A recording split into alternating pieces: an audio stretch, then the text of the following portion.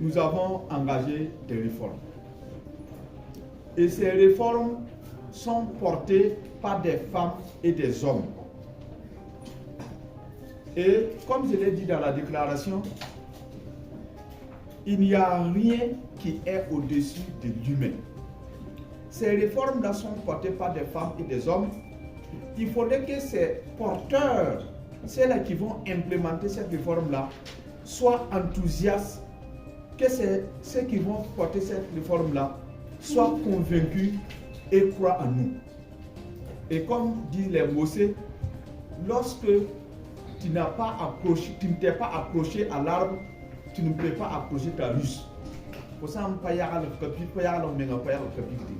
Donc pour cette raison, nous avons voulu que les différents acteurs qui vont nous accompagner dans cette mission sachent que nous n'avons pas perdu de vue, en tout cas, la situation de leur carrière.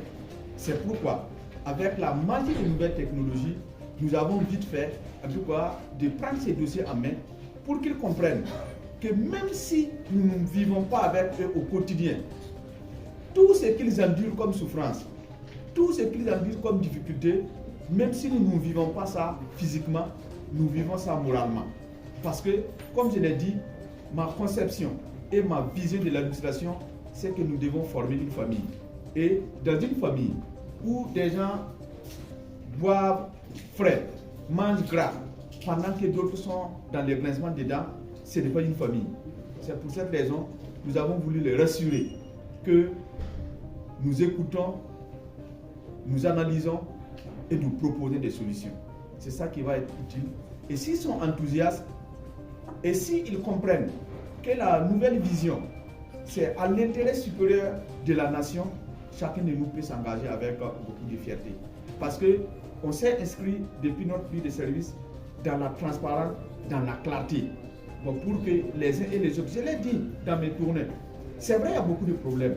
Peut-être que je n'ai pas toutes les solutions à main à présent, mais je pense qu'avec la qualité des femmes et des hommes que j'ai vus, si nous sommes unis et soudés, il n'y a pas de problème que nous ne pouvons pas résoudre.